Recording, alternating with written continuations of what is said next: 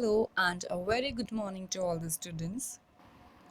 Today, I will be teaching you about the determinants of money supply. आज हम मुद्रा पूर्ति के विभिन्न घटकों के बारे में पढ़ेंगे. The two important determinants of money supply are reserve money or amount of high-powered money and size of money multiplier. अगर हम मुद्रा पूर्ति के घटकों के बारे में पढ़ें तो हम देखते हैं जो दो सबसे इम्पॉर्टेंट घटक हैं वह हैं आपका आरक्षण मनी, आरक्षण या आरक्षित मुद्रा या जिसे हम कहते हैं हाई पावर्ड मनी, उच्च शक्ति मुद्रा. फिर हम दूसरे घटक के रूप में अध्ययन करेंगे मनी मल्टीप्लायर को, मुद्रा गुणक. What is high powered money? It denotes currency and coins issued by the government and Reserve Bank of India. अगर हम बात करें हाई पावर्ड मनी की तो इसमें क्या इंक्लूड होता है? Currency held by the public, जनता के पास कुल currency plus cash reserves of currency with the banks. Reserve bank के पास जो भी कैश रिजर्व्स उपलब्ध हैं वह इसमें शामिल होते हैं. तो अगर हम इसे हिंदी में कहें तो जनता द्वारा रखी गई करेंसी प्लस बैंकों में करेंसी की नकद आरक्षण निधि. आर, कैपिटल आर से यहाँ पर हम क्या प्रदर्शित कर रहे हैं? बैंकों में करेंसी की नकद आरक्षण निधि. यहाँ ध्यान देने योग्य यह बात है कि रिजर्व बैंक ऑफ इंडिया तथा सरकार उच्च शक्ति मुद्रा के उत्पादक हैं तथा व्यापारिक बैंकों की इस उच्च शक्ति मुद्रा को उत्पादित करने में कोई भूमिका नहीं होती. लेकिन हम कह सकते हैं कि व्यापारिक बैंक मांग जमा के उत्पादक होते हैं. तो हम इसे अगर एक्सप्लेन करें आगे तो हम देखेंगे कि RBI and government are producers of high powered money and banks are producers of demand deposits. For producing demand deposits or credit, banks have to keep with themselves cash reserves of currency. जैसे कि मैंने अभी आपको बताया कि व्यापारिक bank मांग जमा के उत्पादक होते हैं जिनका करेंसी की भांति मुद्रा के रूप में भी उपयोग किया जाता है. लेकिन किंतु मांग जमा का साख का उत्पादन करने के लिए बैंकों को अपने पास करेंसी का नकद कोष रखना पड़ता है जिसे हमने आर द्वारा व्यक्त किया है. ऊपर के जो इक्वेशन है उसमें जो आर द्वारा व्यक्त किया गया है वह क्या है? बैंकों में करेंसी की नकद आरक्षण निधि. As cash reserves leads to multiple creation of demand deposits and larger expansion of money supply. फिर यही कैश रिजर्व जो हैं, नकद आरक्षण निधि जो है वह गुणक रूप में मांग जमाओं को उत्पन्न करती हैं और मुद्रा की पूर्ति को विस्तृत रूप प्रदान करती है. फिर हम बात करें मनी मल्टीप्लायर की, मुद्रा गुणक, जिसे हम डिनोट करते हैं स्मॉल m से. It is the degree to which money supply is expanded as a result of the increase in high powered money. मुद्रा गुणक को अगर हम परिभाषित करें तो हम कह सकते हैं कि यह मुद्रा की पूर्ति में होने वाले विस्तार से है. वह भी कैसा? गुणक रूप में विस्तार से है जो हाई पावर्ड मनी, उच्च शक्ति प्राप्त मुद्रा के वृद्धि के फलस्वरूप मुद्रा की पूर्ति में प्राप्त किया जाता है.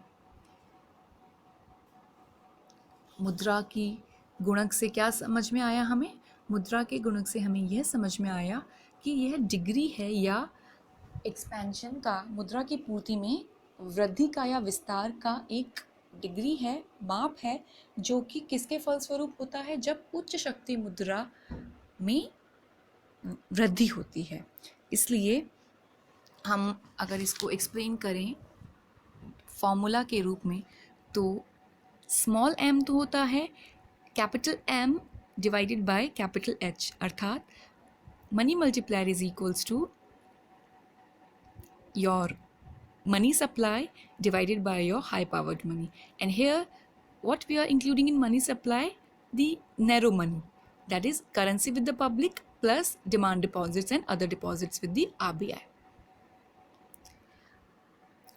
अब हम देखेंगे कि कैसे मनी मल्टीप्लायर वर्क करता है या कैसे उसका प्रयोग होता है।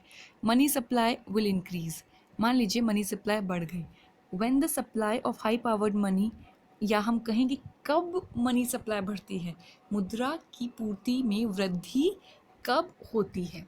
तो हम देखेंगे कि मुद्रा की पूर्ति में वृद्धि होती है जब when the supply of high powered money increases, जब उच्च शक्ति प्राप्त मुद्रा में वृद्धि होती है, या हम कहें when currency deposit ratio of public decreases। Currency deposit ratio को हम कह सकते हैं, या इसको हम कहें कि करेंसी की तुलना में आप जो डिपॉजिट कर रहे हो उसका अनुपात, लोगों का, जनता के पास कुल करेंसी डिवाइडेड बाय द जमा डिपॉजिट्स जो हैं बैंकों के पास, उनका जब अनुपात गिरता है तो मुद्रा की पूर्ति में वृद्धि होता है। When CRR ratio falls, cash reserve ratio falls, जब नकद कोष अनुपात में गिरावट आती है। Now we will see the factors determining money supply. Monetary base, आपका मौद्रिक आधार जो है वह निर्धारित करता है कि देश में मनी सप्लाई या मुद्रा की पूर्ति में वृद्धि होगी या कमी होगी। मॉनेटरी बेस में हम इंक्लूड करते हैं monetary gold stock, reserve assets, gold securities, bond, foreign exchange, central bank के जो लोन्स हैं, आउटस्टैंडिंग्स हैं, वो सब। फिर हम इसमें शामिल करते हैं bank credit to the government, देश में बैंकिंग प्रणाली से सरकार द्वारा जो ऋण लिए गए हैं, या bank credit to the commercial और प्राइवेट सेक्टर, बैंकिंग प्रणाली से निजी व्यापारिक क्षेत्र द्वारा जो ऋण लिए गए हैं। Then we can say community choice, ये कैश रखना है या चेक फैसिलिटीज़।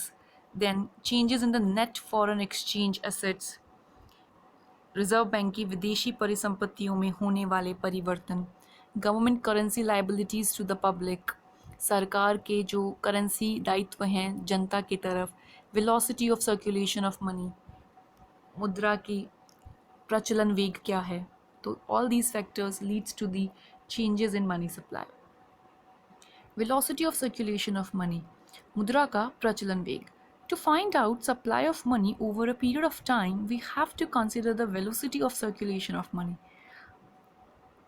अगर हमें मुद्रा की पूर्ति किसी समय काल के दौरान चाहिए तो उसके लिए हमें मुद्रा का प्रचलन वेग अध्ययन करना पड़ता है। It is the average number of time money circulates from one hand to another. यह मुद्रा का एक हाथ से दूसरे हाथ पर जाने का औसत टाइम है, औसत नंबर है, कितने बार मुद्रा एक हाथ से दूसरे हाथ पे सर्कुलेट हुई या प्रचलन में आई।